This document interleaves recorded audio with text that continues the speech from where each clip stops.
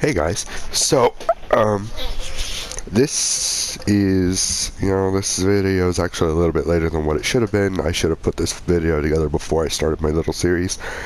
So because I didn't, it's Mr. X from the future, and welcome back to Coded Kaiser. So you can see our little project right here. Our Red Guard Stamsorc is level 24, only 2 more levels to go, and then this build will be done. But one of the things I didn't do was outline what it was exactly that we were going to go for. I thought I did, but I guess I didn't go too much in detail about it, and I really should have. So what I'm going to do is load up my other Stamsorc and show you kind of what we're going for, so that you have a visual representation of what the end result should be.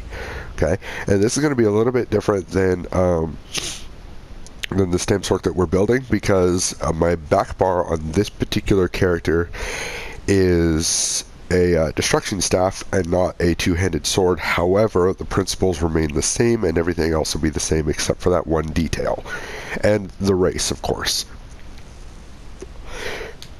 And the fact that this character is a vampire. So there's a couple of things that, there's a couple of things that just aren't going to be the same. However, the leveling is going to be the same, and the end result should be fairly similar. Of course, you can feel free to kind of tweak things how you want, and that's perfectly fine. So we're gonna stand right here, okay, and have a look at this. So as you can see, my level currently is 32, okay, and we're going to go through our skills real quick. So our front bar is Deadly Cloak, Surge, Hurricane, Rapid Strikes, Haunting Curse, and Soul Strike, okay.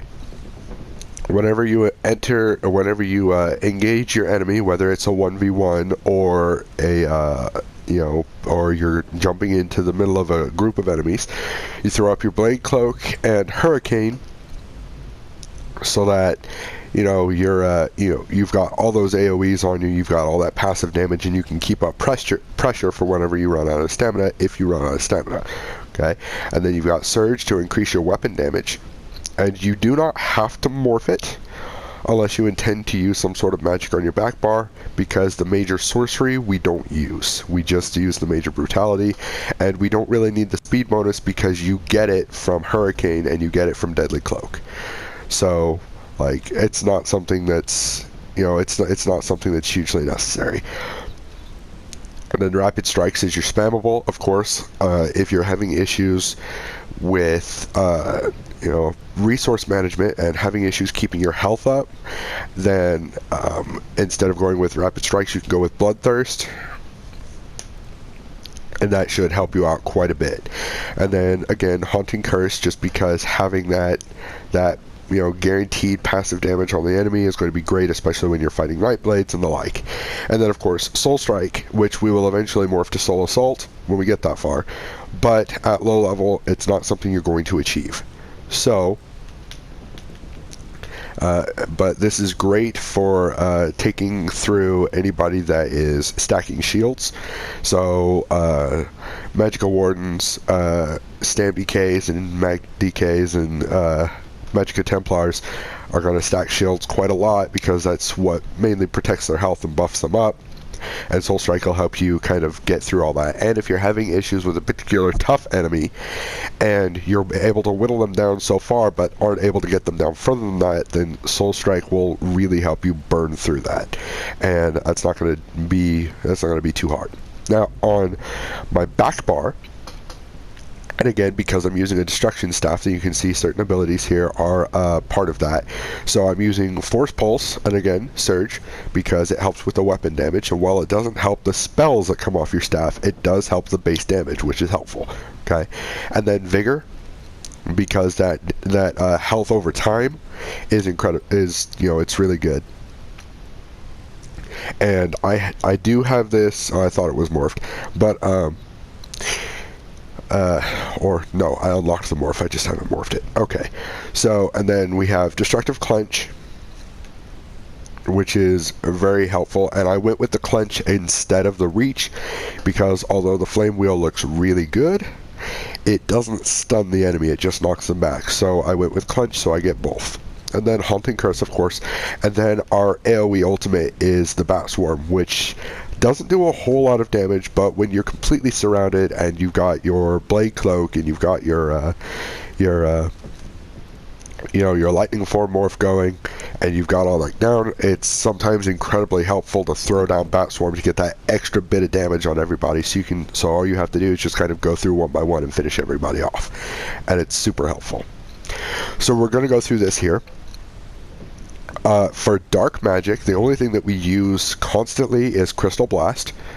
Of course, you don't see it anywhere on my bar because I switched this up just a little bit for the Imperial City. But we use Crystal Blast for the stun, and for the AoE damage.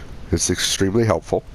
And we do Shattering Prison, and we have that unlocked simply because your dual wield damage is increased against anybody that has a debilitating status effect. So if they're immobilized, your damage against them is increased. If they are stunned, it's increased. If they're off balance, it's increased. And the more debilitating, the more your damage does, or the more damage you do. But that's pretty much it as far as that. And even Shattering Prison is it's optional. You don't really need it. If you want to increase your AoE damage and increase the kind of things that you can do, then obviously go ahead and go with it, because it's going to help you out quite a bit. But that's something that's more along the Magicka side, and it's not wholly necessary for this build.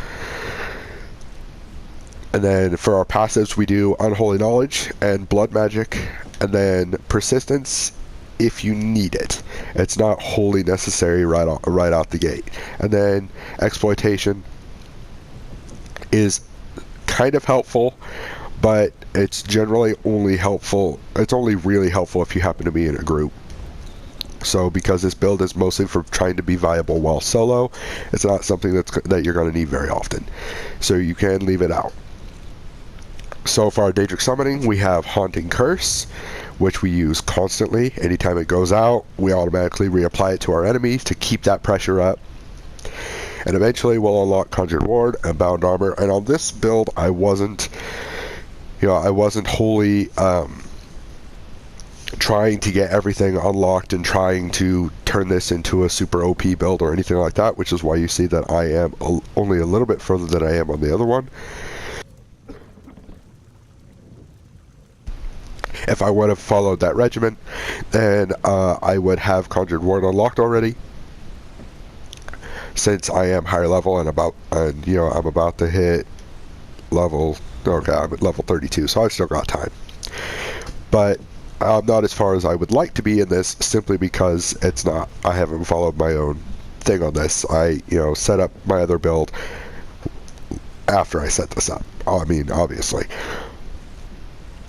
But for our passives, we don't need Rebate because we're not using the pets at all. And Power Stone you definitely want because being able to use your ultimates as soon as they come available is incredibly helpful, especially if you're fighting fairly tough enemies and you want to reduce the cost as much as you can. Daedric Protection, because we will always have Haunting Curse slotted on the front and the back bar.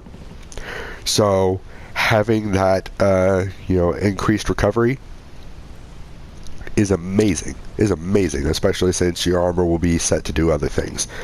So for Storm Calling, we have Overload because it's the first thing that you unlock at a low level, and it's incredibly helpful whenever you're leveling up your Storm Calling quest line or skill line. Hurricane, obviously, for the physical damage and the AoE, just because it increases for as long as it's going up. Plus you get the wards, which is super helpful, and Surge. And again, we didn't morph it because we don't need the major sorcery. And then we do get Capacitor, or I got Capacitor because I'm using the magic on my back bar. But it's not wholly necessary for straight stam. You don't need it, but you do want Energized and you do want Implosion, just because those will help you out quite a bit, and you want to increase the amount of damage that your physical does as much as you can. And your shock damage is going to be incredibly helpful, especially if you happen to be using anything else in the Storm Calling line. So if instead of Hurricane you went with I completely forgot what the other morph was, but if you're going with the other one, that's based off your magicka, then that's going to increase the damage that it does and increase the amount of criticals that you can get off that. So that's going to be super helpful. And then let's see here. We have all of these things just because, I went through and I read a crap ton of books while I was leveling this guy up.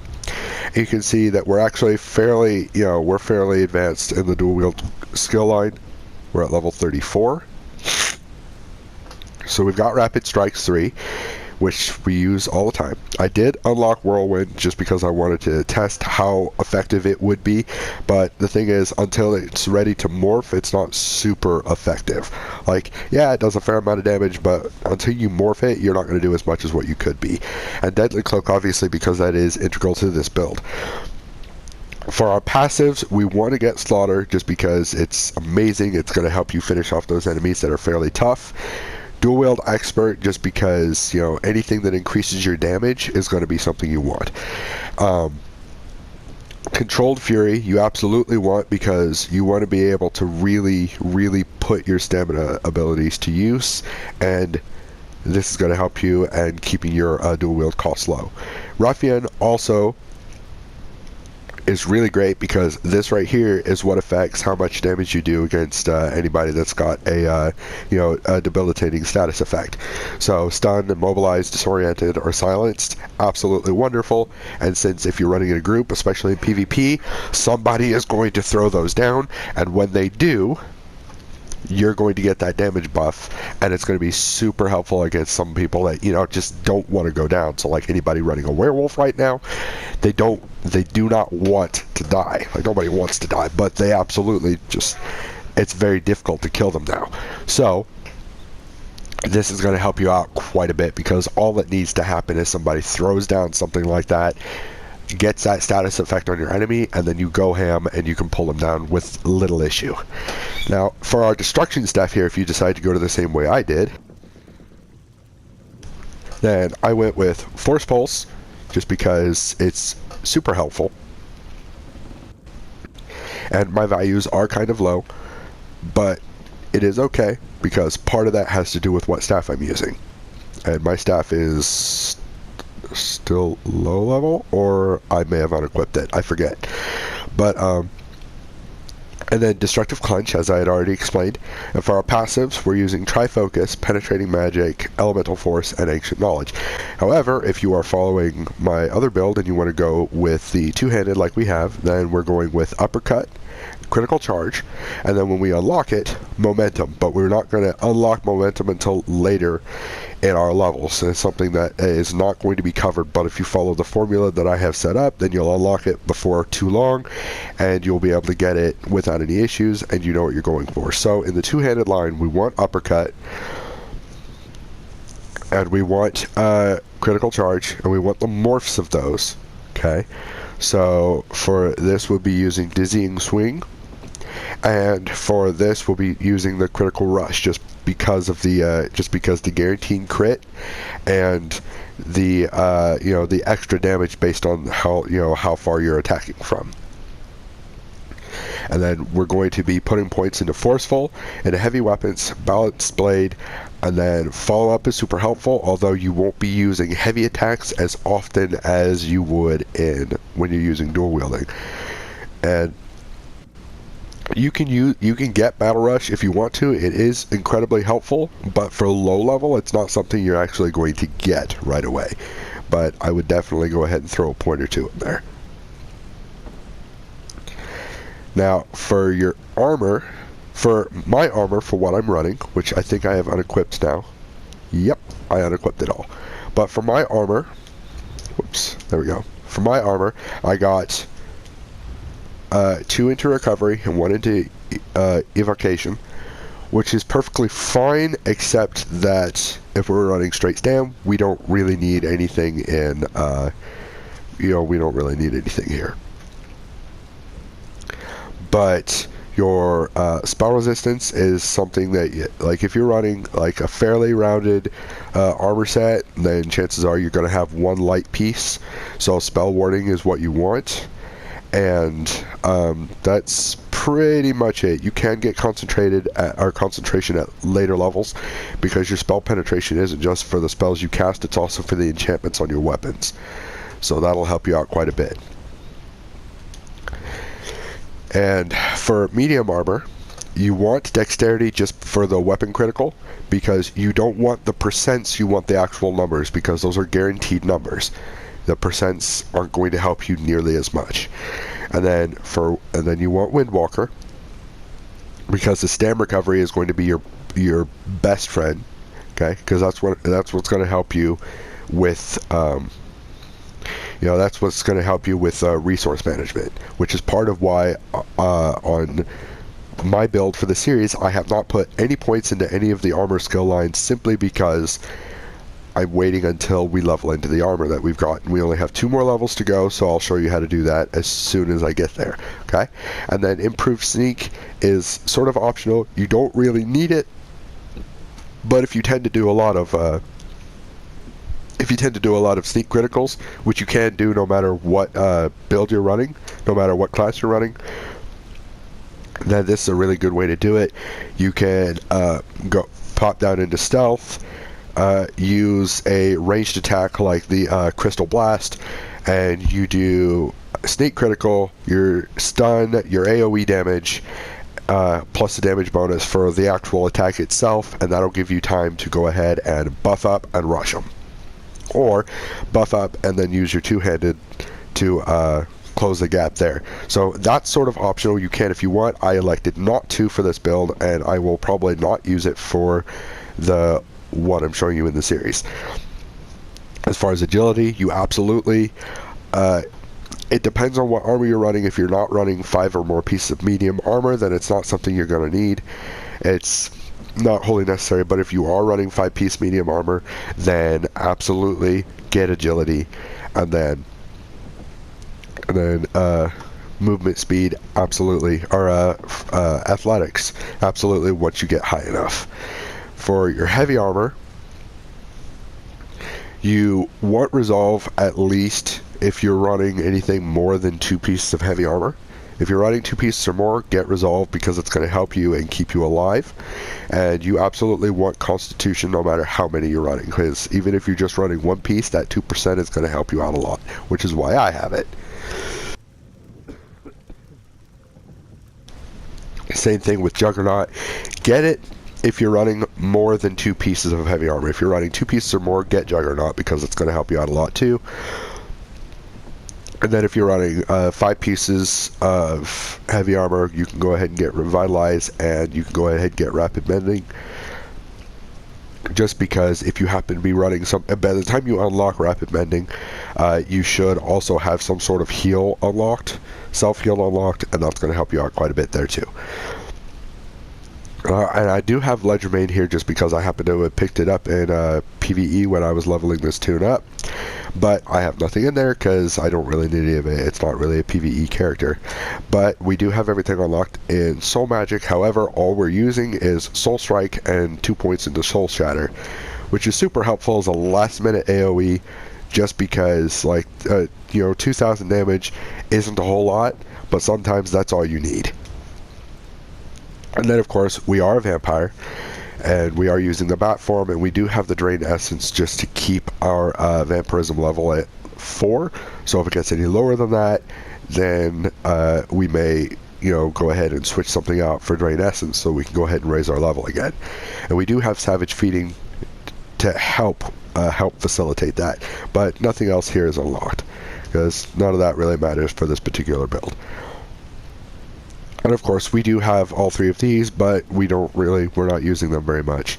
Now for Assault, I do have Rapid Maneuver just because it's super helpful to get around. I do have Vigor for the heals, and I do have Caltrops for the AoE.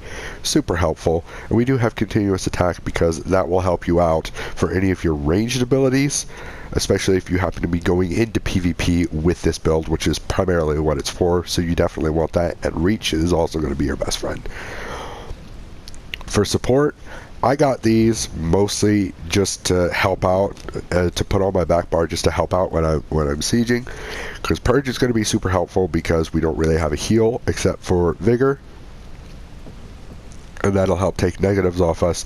Siege Shield is super helpful because it reduces the amount of damage you're going to take in the first place, but it's not really viable outside of PvP where siege equipment is used. And Stalwart Guard is just super helpful, so if you're finding that you're not having any issues with health management and you're doing really good there, then you might want to go ahead and use Guard on a lower level tune to kind of help them out a little bit. But that's completely up to you. Personally, I got it just so I could annoy some of my friends. So it's not something that's wholly necessary. For Breton skills, again, if you're using a race that is specifically geared towards stamina, then none of this matters. But for me, for this particular build, I went ahead and went with everything here just because it's super helpful. And then you can see that I've put no skill points into any of these. However, I do have a fair amount of them unlocked. Like for clothing, I can put at least 1 point into everything except for stitching and tanning expertise. I've got enchanting everything except for the bottom one. I've got provisioning down to the third, and woodworking down to the second. And then, alchemy and blacksmithing is the same. So, now I have put no skill points in any of these. It's all just reading. So, that's just kind of, I'm not using any of that because this isn't a crafter. But that's kind of the brief overview of what we're doing. And again, you're not going to be using champion points for this build because it's meant to be low level, no champion points. Because if you're going into below 50 PvP, all your champion stuff is disabled anyway, so there's no point throwing it on unless you intend to use that build for PvE a lot, which it is viable for. Once the build's finished, it is a viable PvE build. So I wouldn't throw that out right away. But I figured I would go ahead and give this brief overview and go ahead and set it as the very first video in this series so you kind of know what it is that we're going for and you have a better idea of what it is that we're looking for, so that if there's anything that you are confused about within each video, within the scope of each video, then you can either comment and say, okay, I don't understand, and I can clarify it for you, or you can go back and reference this video and look through it and go, okay, now I know what it is that I'm supposed to be doing, etc., etc. Now, for leveling your skills, the very first thing that you want to do is, and I'm fairly certain that I go over all this in each video as I go through my skills, but once you get to the point, what you should be doing is leveling up all 3 of your class skill lines. But the only thing in Dark Magic that you're going to be using consistently is Crystal Blast and your passives. Okay? Same thing in Daedric Summoning, you're just using a Haunting Curse and your passives. Storm Calling is Hurricane, Surge, and your passives. That's pretty much it. Everything else is going to be weapon skill lines and armor skill lines. This is primarily where your skill points are going to be invested. But you still have to level those up. So before level 15, when you get 2 bars, you have 2 bars built in because of Overload. Overload gives you a 3rd bar. So you can put all of the stuff that you want to guarantee that you level up on your Overload bar. And you do that by simply slotting Overload.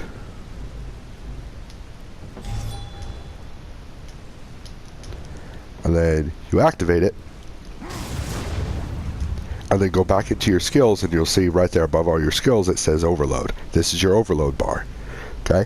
Where you can then go ahead and throw up all of the skills whose skill lines that you want to level up or anything that you want to morph, and just throw them in there. And anytime you turn in a quest, activate Overload, and then turn the quest in. That's all you got to do. So the sorcerer has built-in 2 bars. And when you hit level 15, then you don't have to use Overload anymore to level up your 2nd bar, and you can use it, or you can do it differently, but that's how I have it set up. I use the Overload bar to try and help level everything up a little faster until I get that 2nd bar. Okay? So that's kind of what we do there. But yeah, anything else, just pop a comment down, ask me what's up, and I will try to clarify as best as I can. Thank you for watching, guys.